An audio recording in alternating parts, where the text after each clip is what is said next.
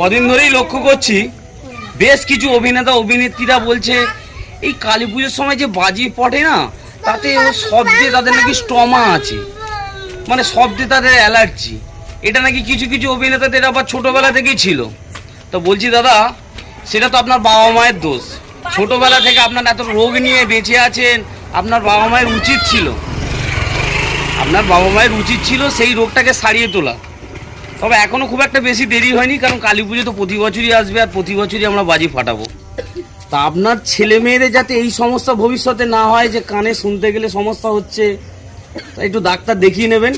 আর আপনার দেখায়নি, আপনার বাবা মা দেখায়নি আপনাদের, সেটা আপনাদের সমস্যা, আপনার বাবা মায়ের সমস্যা। প্রতি বছর কালী পুজো আসবে, আর কালী পুজো আমরা এইভাবেই বাজি ফাটিয়ে আনন্দ করবো। কি গো রং মশাল দিয়ে